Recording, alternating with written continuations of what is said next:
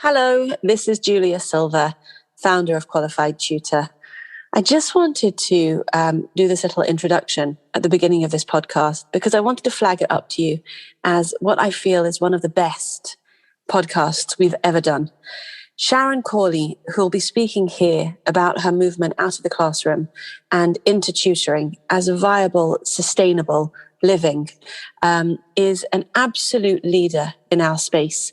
And I find her personally very, very inspiring because her model hasn't just taken her out of the classroom and into a healthy way of supporting students and having a good life for her and her family. She's also bringing people with her. The Connexus model is a franchise model. So what Sharon's got is 650 tutors supporting nearly 4,000 students across the UK. Sharon brings tutors in, ex-teachers, and enables them to run their own small businesses. And I think that that's a really, really enabling and sustaining way to help people to get out of the classroom if they're struggling with a toxic environment or if they're feeling burnout, and actually taking their powerful skill set of supporting teaching and learning and actually making a real difference for our students and finding a much healthier way to make a difference. So I hope you enjoy this podcast. I really did. I find Sharon a fierce advocate for tutors, and I'm very proud to be able to present this podcast for you. Thanks. Enjoy. Nobody in today's society in teaching actually goes and knocks on that deputy head teacher's door and says, "Can I have 2 minutes of your time, please? I've got a really great idea." Just doesn't happen.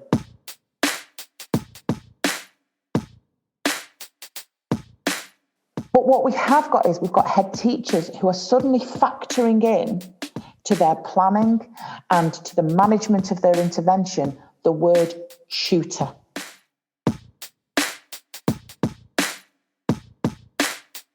So I do what I do, first and foremost, to provide a lifestyle for my own kids. What a really brilliant tutor does is strips back everything that's going on in the classroom, sits down, and this is my style. You need 40 marks on the writing section. Right, kid, this is the plan. But why a teacher should go into tutoring is because they keep the hand in with a massive skill set that should not be thrown away just because you leave in the classroom.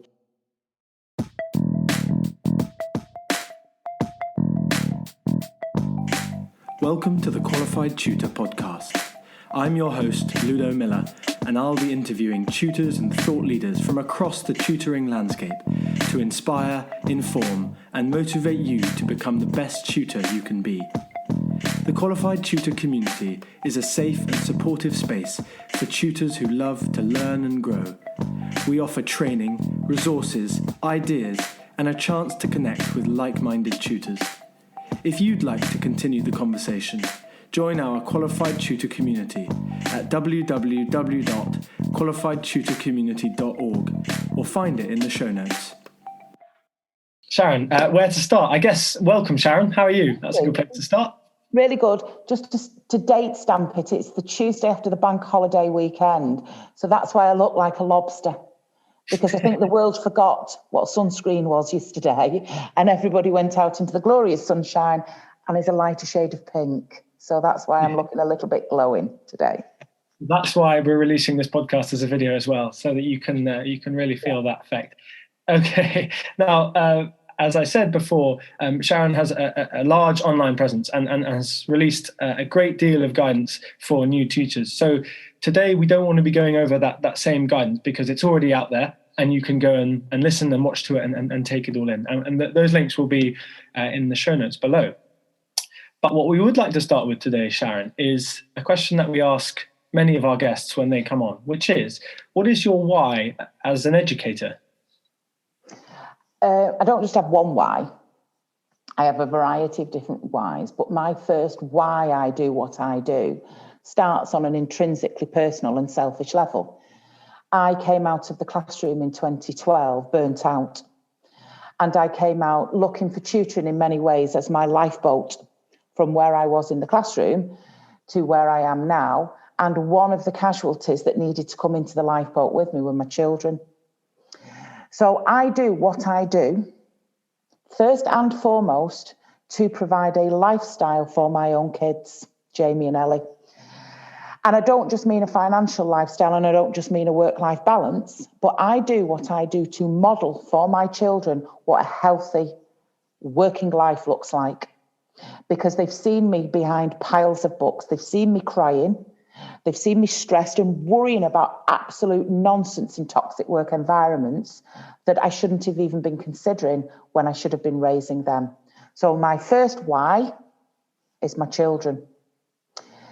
My second why I do what I do, in particular now at the helm of Connexus, is because I am incredibly supportive of incredibly talented individuals within a classroom who feel trapped, who see that tutoring is a way out of the classroom. It is that lifeboat route. But what I'm doing at the moment is accelerating a tutor from a sole trader purpose and moving them into a business owner that allows them to strategically run a business of tutoring that takes themselves operationally out of what they're doing, and as a result provides a better lifestyle for themselves. So they're my two main whys: the children, and to empower tutors and teachers to running a business for themselves that really is going to make a significant difference to the way they live. And that's something that you've done very successfully already. And what you've also done very successfully is tie in my second question. So well done for that, Sharon. That's very clever of you. But my second question was going to be about kind of the philosophy behind Connexus, but already you've kind of gone into it a little bit there, and it's been amazing to see kind of Connexus grow into what it is today. Now, we'll be getting on to a little bit more about the other kind of aspects of what you do currently and how you've got to those positions. But I guess a good place to start really would be looking at what you've taken from your days as a teacher and the work that you still do in teaching into your tutoring. So what kind of skills have you taken that other educators could take as well? It's not what skills I've taken that I think has made it successful. It's what I've left behind. Okay? What I have left behind from the way I was as a teacher and what I brought into tutoring is what's made the difference in my business. So when I was a teacher, I spent 90% of my time proving what I did for the other 10%. So let's just roll back on what I mean by that. I would deliver an hour's lesson that I would have to plan, show evidence of planning, show evidence that the objectives were met. Then I would have to assess it. Then I would have to mark the children's book. I would then have to give evidence of verbal feedback, written feedback. I would then have to write a report, and then I would have to do a parents' evening.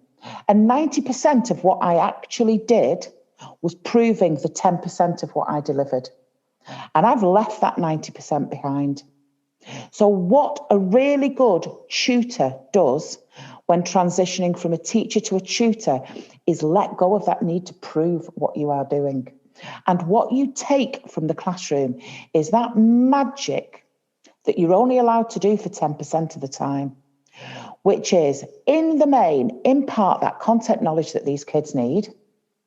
And secondly, inspire them with the confidence that they can do it. And that's the bit we do intrinsically, like breathing. And it's actually the last on a long list on a to-do list. What have I got to do? I've got to mark, I've got to assess, I've got to fill in that data capture. That's the stuff you leave behind as a tutor. And the more you can ditch that, and the sooner you can ditch that, and focus on a fluid delivery, on a 1-to-1, a 1-to-3, a 1-to-6 as a tutor, you will create a magic sauce that gets children coming back to you time and time again. So when I look at what made a significant difference for me I'm a GCSE English. That was me. So in 2015, we suddenly found ourselves as Key Stage 4 teachers and tutors with a raft of content. Michael Gove just suddenly went, irrespective of your reading age, your socioeconomic background, we're going to provide GCSEs, quite frankly, that are suitable for grammar school kids, okay, from very affluent and middle class areas. We are going to structure a GCSE English curriculum that delivers language and literature in 4 hours a week. Your literature's got 5 texts, right? You've got a reading age of 12, and you're having to do Dickens, Shakespeare, comparing poems from other cultures, a 20th century play and unseen poetry. Oh, and then as testing you for English language, this is what we're going to do. We're going to give you 2 extracts, one from the 19th century, one from the 21st century. And we're going to ask you a series of questions about writers' attitudes and methods. It almost made it impossible to deliver within the time scale for a teacher. So what a really brilliant tutor does is strips back everything that's going on in the classroom, sits down, and this is my style. You need 40 marks on the writing section. Right, kid, this is the plan. And it removes all of the content delivery that needs to be done within the classroom and focuses completely on that exam. So I left a lot behind when I transitioned from teaching to tutoring, and I kept the bits that mattered, which was the engagement with the kids, which was the confidence building, but delivering the content and the knowledge that I believed they needed. They didn't need to go away with me and do a big worksheet, and they don't need to have a 20-minute discussion about this and do some joint annotation. They needed somebody sat in front of them telling them what they needed to be doing. So to summarise, it's not what I've taken, it's what I ditched that makes the difference.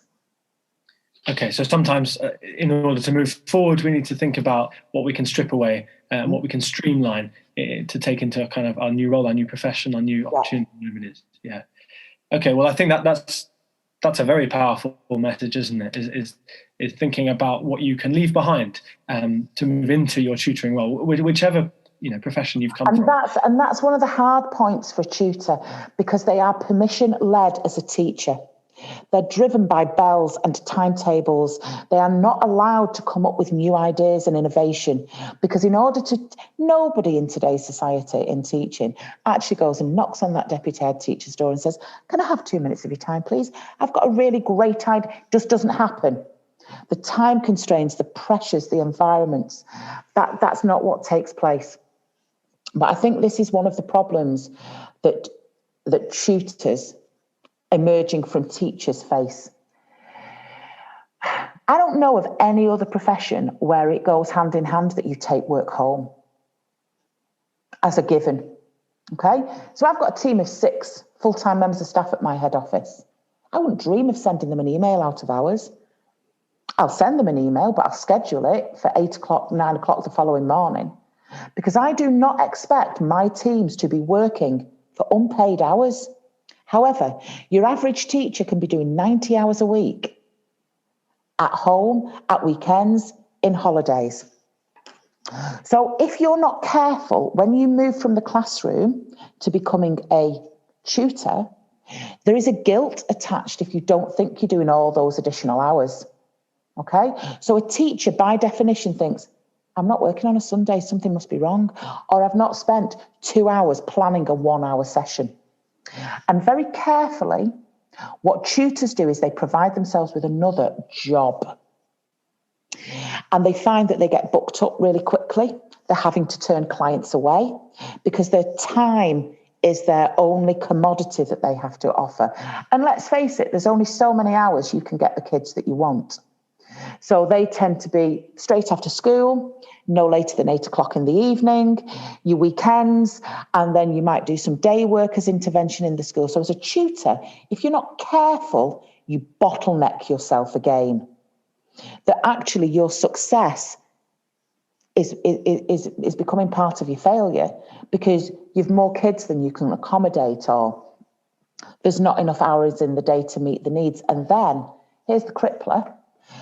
Once they've sat their GCSEs or done the SATs, they disappear off into the ether and you have the longest summer holiday of your life. So it's not the easiest of routes to go into. Obviously, I've circumnavigated all of those with my business model, but the role of the tutor isn't as easy as it looks in many respects, because teachers have that natural desire to overwork and overthink. It is very much a seasonal thing. And it's a completely different mindset that's needed to succeed as a tutor. And that's how communities such as yours and such as ours are helping those new to tutoring or those who need more confidence in what they do to see that there is value, or really just to end the day with a smile and a sense of support, because it can be a very unforgiving and kind of unrewarding job at many times. Now, that's not to say that it is the whole time, and we could talk as well for another hour about all of the aspects that make tutoring such a rewarding job. And part of that is perhaps linked into what I'm about to ask, which is, let's flip the switch. Let's look at this from another way around. Why should someone who's leaving the teaching profession go into tutoring? Why should they? Because it's what I've just said. It's turning the 10% that you're actually able to do that you love into the 100% of what you can deliver. Now, tutoring isn't always an option for many of our teachers because there is a demand. Primary, you're all right. Primary, you're fine. You can offer across the board. You can still skill yourself up. That's no problem at all. But if you're a secondary school teacher and you're teaching DT, or you're a secondary school teacher and you're teaching art, the chances are that tutoring in its one-to-one basis isn't going to be your route. So not all teachers have that as an opportunity available to them. Okay? But why I think a teacher should go into tutoring, when a teacher's thinking of leaving, one or two things happens, Ludo. The thought of even anything to do with education triggers them. Seeing a handout, looking at the Times educational supplement, and they go into a cult. Don't go into tutoring. Change your career completely. But why a teacher should go into tutoring is because they keep the hand in with a massive skill set that should not be thrown away just because you're leaving the classroom. You've got years of experience. And one of the biggest problems that I face with tutors is they undervalue themselves and they go, well, I might just try a bit of tutoring and I might just become a tutor for a bit. The demand. The way in which tutors are now being held in higher esteem than they ever have been, it really almost seems to be an elevated choice rather than what you do as a plan B. Absolutely not. It should be approached and embraced. Being a tutor now, I think, is raising you in gravitas even more than a teacher, to be perfectly honest, if we do our PR right, because, and I know we're going to talk about this in a bit, the National Tutoring Programme has done that. It has suddenly put tuition into the political forecourt for discussion. Tutors and tutoring before the NTP was this weird unspoken world that was going on. Kids didn't feel they could tell the teachers that they had a tutor in case it offended them. Schools wouldn't necessarily support tutors and advocate them because they felt that they weren't doing their job properly. So there was this like chasm between what should have been a really great synergy opportunity. Teachers delivering the content and tutors, the icing on the cake, doing the exam-focused delivery. No tutor is ever going to replace that cake. There's no two ways about it. If you've got really great quality teaching and learning going on for 5 hours a week on one particular subject, your tutor is just polishing. But what the National Tutoring Programme has now done, all of a sudden, it's changed the way we see tutoring. At its worst, it was the choice of the elite. It was only what people with money could pay for. And it was something that was seen as quite divisive. You know, that kid can afford a tutor and that kid can't. We are now going in as a profession into schools, offering tuition to the most disadvantaged young people that we have. So now at reception, it's perfectly okay. Hiya, the tutor's here for such and such a group. The English teacher's now saying, Danny, you need to go to your tutor. That wasn't happening 2 years ago. That was absolutely not the case. And I think we've got a massive legacy here with the NTP where tuition is concerned, because it's taken it from something that's used in speech marks to tutor, and actually has said this is a synergy profession that could be really, really crucial in getting these kids back up to where they need to be, because it's a totally different skill set. Taking children out of a class on a 1 to 3, online tutoring with them whilst they're sat in that classroom, it's massive. It's absolutely great, which is why I think as an industry, we need to get behind the NTP and really support what's going on, because the legacy for this is massive. And I don't just mean the legacy in terms of workload, but I mean in terms of how we are viewed as an organisation. We have gone from the poor relations. We've gone from those who are an afterthought, or it's something that they've gone on to do once they've left teaching. This is a career option and a career choice that is incredibly lucrative, is incredibly powerful for young people. And I think it's something that we need to be more of a band of brothers together and actually become a force to be reckoned with as individuals within the UK at the moment.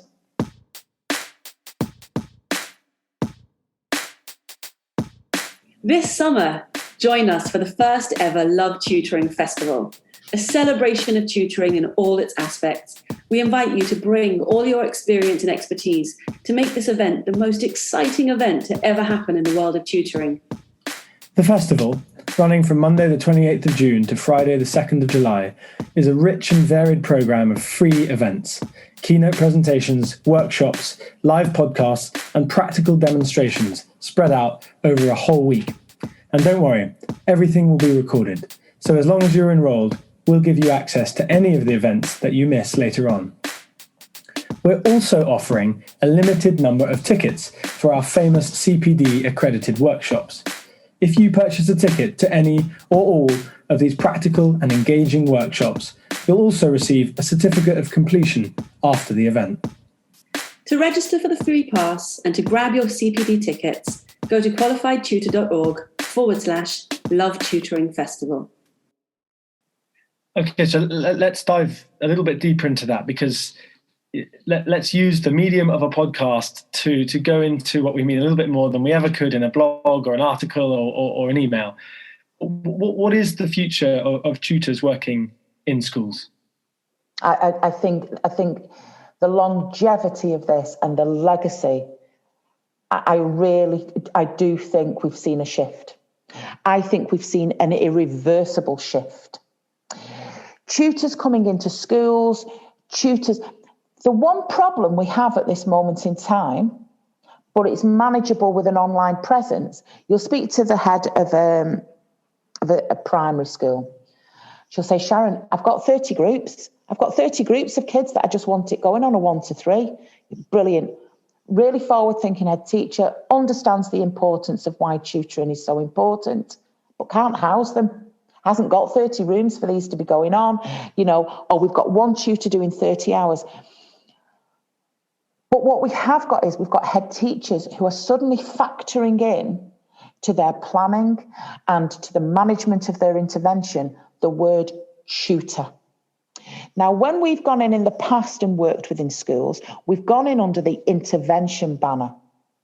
And I know it's linguistics and I know it's language at the end of the day, but who's doing the maths intervention? Who's in charge of the English intervention? Well, intervention is actually being phased out as an expression, and tutoring is now coming into the fore. And that's why I think we've got a legacy, because the word tutoring is going to be bandied around senior leadership team meetings. It's going to be factored into planning. It's going to be factored into budgeting. And that's why I think we've got some real opportunities here to bridge that gap between what was two originally polarised services. Yeah. Okay. So if you are able to, could you give us a little bit more insight into what a tutor who has never worked in a school before, but who now, because of these opportunities you're just talking about, and because of the legacy of the NTP, and might be opening up in front of this tutor in terms of potential future opportunities, what does a tutor who's about to go and work in a school as a tutor need to know? What are some of the things? The mindset. It's not what they need to know, it's how they need to think and how they need to feel. So the first thing they do is they don't go in with a begging bowl thinking, I can't believe this opportunity's opened up to me. The first thing a tutor needs to do is sort out their own mindset and say, I am a qualified professional who on a service level agreement is being deployed to go into a school and deliver a service. And therefore, what do I need to know? I need to what classroom I'm going to have, what liaison I'm going to have with the head teacher, the classroom teacher, what do you want me to deliver? Actually, if I was going in to a school, I wouldn't need some woman on a podcast to give me advice as to what I needed to know, because I would know what I needed to know in order to make that successful. And we go in now with an attitude of, you need to meet some of my needs in order to make this successful. You're paying for me. The government's paying for me. So do you know what? I'm not going picking the kids up because you pay me by the hour. So if you want me to traipse around the school and go and pick the kids up and then traipse them back again, you might only be getting 35 minutes tuition. I need the direct email address with that classroom teacher so I can liaise with them. What I would also like is I'd like the right environment. So it's not what do I need to know, it's what do I want? And I know it takes some guts to have that as a kind of mindset, but the minute you do, the minute you are transparent with your expectations, schools shift.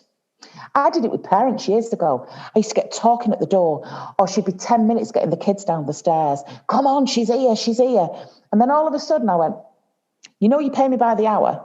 So the minute I knock on the door, the clock's ticking. But it's fine if you want to chat to me about your husband and the fact is, he's doing your head in at the moment, crack on, but I'm going after an hour. That kid was brought down, that kid was ready. I was out the door. And that's what I think tutors need to do when they're going into schools. They need to get that backbone that says, I am a professional person coming into an educational environment, and I will be treated with the amount of respect that I command on entry. So go suited and booted, go with your own lanyard, go with your books under your arms, knock on the reception. Hi, it's Sharon Corley. I'm here to see the head of English. I am the English tutor. And it's an attitude that I think tutors need to develop more than anything, which is that kind of, not do you know who I am, but do you know what I can do? I love that phrase. I'd like to think you'd spent hours preparing that phrase, building up to that moment, Sharon, but I know that came in just in the moment because it comes from within. That's because it's that you've because I know my own value. Yeah, I 100% know my own value and know what I can offer, and this is part of the problem with our profession. And I run a Facebook group, Ludo. Right. And my Facebook group that I run jointly with Sarah Dunwood is called Life After Teaching, Exit the Classroom and Thrive. And we started a Facebook group in June of 2020 during lockdown. And we talked about it for years. And I had spent most, if not all of the last 10 years of my life rescuing teachers from the classroom. And I'm talking talented individuals with a vocation, with the ability to make such a terrific difference to young people's lives, and they were broken. They were either overworked, they were bullied, they were at the wit's end, they didn't know what to do. And in 2012, I sat in the kitchen of one of the most talented maths teachers I've ever worked with. He was an advanced skills teacher in Salford. He'd been head of maths, head of year. And he sat there with his head in his hands and he went, do you know what, Sharon? He said, I'm thinking, out on stress, resigned. He said, do you know what I'm thinking? He said, I fitted this kitchen. He said, and I think if I put an advert in the post office, he said, I think I could be a cracking kitchen fitter. I said, are you for real? You are a maths teacher. What's going on here that your self-esteem is so low? You are ready to just hurl a wealth of experience and knowledge out of the window. But that is the way in which the profession is getting many, many of our incredibly talented staff, because they are under so much pressure to provide the evidence, because the senior leadership teams are under so much pressure. Do you know, when we were in lockdown, within weeks of going online, there were learning walks online. How do you drop into somebody's Zoom call to check what they are delivering? And this need within schools to constantly prove stuff. People are buckling under the pressure. So we started in June 2020, and it's now May. Oh, no, it's June. No, Sharon. 2021. We're literally coming up to the 12-month anniversary, and we've got 22,000 members. 22,000 teachers who are either looking to exit the classroom or already have. And that's got to signal something. That's got to be delivering a message out there. Our education is in crisis. There has been a demand from tutoring since I can remember. I had a tutor in 1988. This isn't new. This isn't something that somebody's just invented. But we have now got kids with so many gaps in learning. We have got kids who are practically nocturnal because the lockdown has skewed their social skills. It's skewed the way they see lives. Education has never been more important. And look at the way in which we're treating our teachers. We should be revered. There should be a virtual sedan chair picking them up and taking them to work in the morning. And what we've now got is we've got this body of professionals who are looking for a way out when we need them in the classrooms. And we need them in the classrooms doing the job they've been paid to do, not the 90% of the proof that somebody needs to see to make sure they're doing what they're doing. It's nonsense. So my Facebook group, in many respects, takes those individuals and shows them methods of leaving the classroom. And one of them is tutoring. But what's important is tutoring takes time to build up. It's not something you can just leave overnight and suddenly step into 30 hours a week. It takes time to build and skill and get yourself sorted. But as a means of the best of both worlds, I think it's brilliant. You meet a tutor these days, Ludo, and the one thing they'll say is, I wish I'd done this 20 years ago. Because it's a great job. It really, really is one of the best things you can be doing. You've got the privilege of sitting with a kid on a 1-to-1. You've got a privilege of sitting with a kid on a 1-to-3. You can work magic with that child. I always say it's like going to the doctors. If the doctor's receptionist went next and 30 people walked into the doctor's surgery, you'd have precious little chance of getting that one diagnosis that you needed. But you scale those numbers down. And particularly now that I can bang the drum like this and say that actually it's not the privileged. It's not the privileged that can just afford this, because tutoring has scaled down and has become more and more affordable. Any decent tutor can get themselves Ofsted registered and play childcare vouchers and all sorts. There are ways in which we can reach the communities now. And if you can't afford the tutoring, then your school can be providing it for your child through the National Tutoring Programme. So we've been able to make massive, massive leaps here within this profession. And it is something that I'm proud to be a member of. I love it. And I love empowering tutors and empowering teachers through this medium, which I think gives us the real best of both worlds. And that's what you've done today, Sharon. That's what you've sat there and you have empowered a whole new group of listeners here, whether they're tutors or not, whether they're teachers, whether they're parents who are also at the forefront of improving the lives of tutors. At the end of the day, you have taken your experience and you've given a real boost to those tutors. So thank you. Thank you for the tireless, the work that you do with Life After Teaching. I know that supports literally thousands of... We have got plans for that, Ludo. We've got plans to really turn that into a CIC, to start to bring in support mechanisms that's needed. We're growing it. At this moment in time, we are allowing organic growth. But the vision behind the Life After Teaching is that we start to work with groups of life coaches, business coaches, counsellors, legal teams, so that we become a platform that teachers can actually turn to as a real organically grown alternative. I've also got some axe to grind myself personally.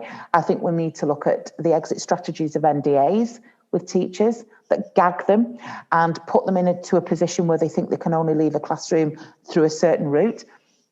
I also think it's absolutely ludicrous that a teacher can only resign 3 times a year.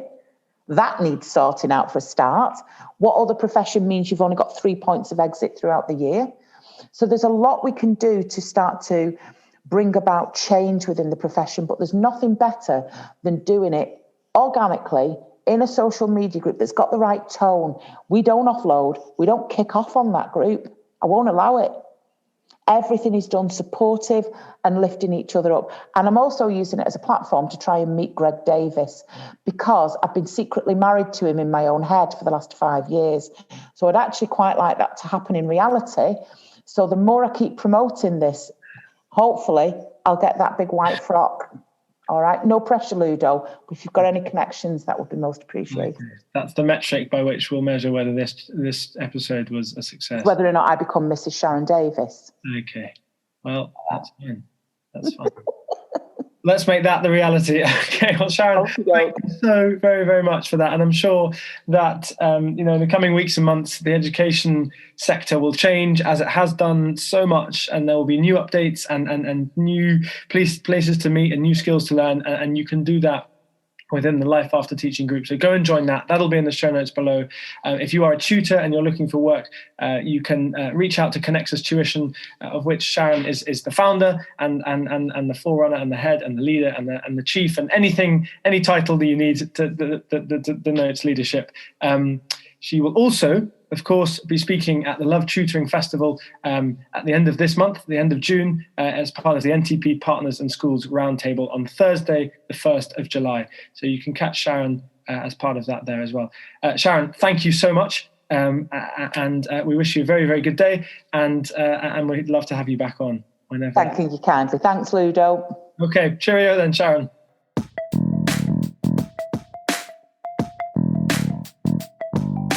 Thanks for listening to the Qualified Tutor podcast, where tutors share their expertise to support the tutoring community.